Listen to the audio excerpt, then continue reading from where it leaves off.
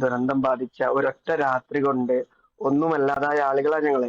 ഞാൻ അടക്കമുള്ള എന്റെ നാട്ടുകാര്. പക്ഷെ എങ്ങനെ നിങ്ങളുടെ ജീവിതം മാറി മറിഞ്ഞു അല്ലെങ്കിൽ മാറ്റിമറിച്ചു ഞങ്ങളുടെ ജീവിതം അന്നു മുതൽ മാറ്റിമറിക്കപ്പെട്ടിട്ടുണ്ട്. പക്ഷെ കുഴിയിൽ നിന്ന് പടുകുഴിയിലേക്ക് പോവുക എന്നതാണ് ഞങ്ങളുടെ ഇപ്പോഴത്തെ ഒരു അവസ്ഥ. വലിയ ഈ ഞാൻ പത്രമാധ്യമങ്ങളിലൊക്കെ കാണുന്നത് ഞങ്ങൾക്ക് വളരെ വലിയ രീതിയിൽ ഞങ്ങൾക്ക് സഹായം എത്തിക്കുന്നുണ്ട് എന്നതെല്ലാമാണ്. പക്ഷെ അതല്ല ഞങ്ങളുടെ ഒരു അവസ്ഥ. ഞങ്ങള് ഒരു നാട്ടിൽ നിന്ന് ഞങ്ങളുടെ ഉറ്റവരും ഉടയവരും ഒക്കെ നഷ്ടപ്പെടുത്തി ഒരു പറിച്ചു നടപ്പെട്ട ആളുകളാണ് ഞങ്ങള്. ഒരു നാട്ടിൽ നിന്ന് പറിച്ചു നടപ്പെട്ട് പല നാടുകളിലായിട്ട് വയനാട് ജില്ലയുടെ വിവിധ ഭാഗങ്ങളിൽ ഒരു അന്തേവാസികളെ പോലെ കഴിയുന്ന ആളുകളാണ് ഞങ്ങള്. സർക്കാരിന്റെ ഭാഗത്ത് നിന്ന് 6000 രൂപ വാടക കിട്ടുന്നുണ്ട്. ശരിയാണത്. 9000 രൂപ ഒരാൾക്ക് ഒരു 300 രൂപ വെച്ച് ദൈനംദിന ദിനപത്ത തരുന്നുണ്ട്. സത്യമാണ്, ഇപ്പൊ തരുന്നുണ്ട്. നേരത്തെ 3 മാസം തന്ന് അത് നിർത്തിവെച്ചു. പിന്നീട് ഞങ്ങളുടെ പല പ്രക്ഷോഭങ്ങളൊക്കെ അതിന്റെ ഭാഗമായിട്ട് സർക്കാർ വീണ്ടും അത് തരാൻ തുടങ്ങിയിട്ടുണ്ട്. ഇപ്പോ ഞങ്ങൾക്ക് കിട്ടുന്നുണ്ട്. പക്ഷെ വെറൊരു 300 രൂപ കൊണ്ട് തീരുന്നതാണോ ഞങ്ങളുടെയൊക്കെ പ്രയാസങ്ങള്? ഞങ്ങള് ഒരു നാട്ടിൽ നിന്ന് ഒന്നുമല്ലാതായി വന്ന ആള്. നിങ്ങളിപ്പോ നിങ്ങളുടെ മുമ്പില് ഇപ്പൊ നിങ്ങളുടെ പുത്തുമലയിൽ നിന്ന് നിങ്ങളുടെ ക്യാമറാമാൻ കാണിച്ച ഒരു സായർ കെട്ടി. എനിക്ക് അദ്ദേഹത്തെ കാണുമ്പോൾ വിഷമം തോന്നുക.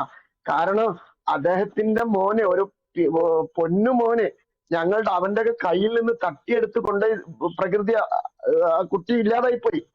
പക്ഷെ ഈ സായർ പോലും സർക്കാർ പ്രഖ്യാപിച്ച ലിസ്റ്റിൽ, ദുരന്ത ബാധിതരുടെ ലിസ്റ്റിൽ ഇല്ല. നോക്കി നിങ്ങള്, ആകെ 402 ആളുകളെയാണ് ഇവര് ദുരന്ത ബാധിതരായിട്ട് പ്രഖ്യാപിച്ചിട്ടുള്ളത്. ഞങ്ങളുടെ പ്രദേശത്തുള്ള ഒരു പ്രത്യേകത എന്തെന്ന് വെച്ചാല് 2019 ഒരു ഉരുൾപൊട്ടിയിരുന്നു എന്റെ നാട്ടില്. ഈ 2019 ഉരുൾപൊട്ടിയ സമയത്ത് എന്റെ വീടിനോട് ഒരു 1/2 കിലോമീറ്റർ അപ്പുറമായിരുന്നു ഉരുൾപൊട്ടിയത്. അന്ന് 3-4 വീടുകള് ഞങ്ങളുടെ അടുത്ത് പോയി, കുടുംബവും പോയി, കുറെ ആളുകള് 3-4 വീടും പോയി.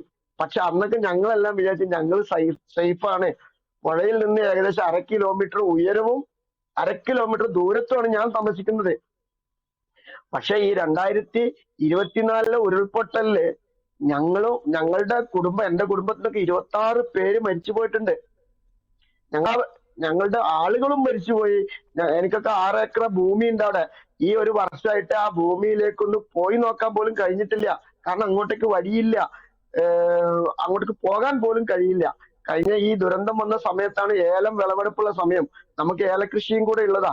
ആ വിളവെടുക്കാൻ പോലും ഞങ്ങൾക്കൊന്നും അവിടെ പോകാൻ കഴിയില്ല. അത്രയും പ്രയാസത്തിലാണ് ഞങ്ങൾ, എല്ലാ തരത്തിലും പ്രയാസത്തിലാണ് കഴിയുന്നത്. അപ്പൊ ഈ ഞാൻ പറഞ്ഞു വരുന്നത്, ആ പ്രദേശത്ത് താമസിക്കുന്ന ആളുകൾ ഇപ്പോഴും കുറച്ച് ആളുകൾ താമസിക്കുന്നുണ്ട്. അല്ലെങ്കിൽ നിങ്ങൾ സേഫ് സോണിലാണ്, തിരിച്ചു പോയി താമസിക്കണം എന്ന് പറയുന്നുണ്ട്.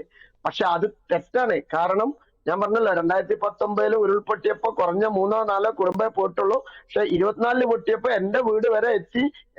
എന്റെ കുടുംബത്തെ അടക്കം എടുത്തു കൊണ്ടുപോകുന്ന ഒരു അവസ്ഥ. എന്റെ വീട്ടിൽ നിന്ന് ആരെയും കൊണ്ടുപോയിട്ടില്ല, പക്ഷെ എന്റെ കുടുംബത്തിൽ നിന്ന് പല ആളുകളും പോയി.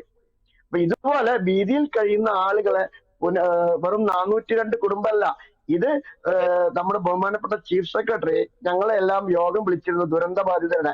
അന്ന് ഞങ്ങളോടൊരു വാഗ്ദാനം തന്നിരുന്ന അന്നത്തെ ചീഫ് സെക്രട്ടറി 1023 കുടുംബങ്ങളെ ഞങ്ങൾ പുനരധിവസിപ്പിക്കുമെന്ന്.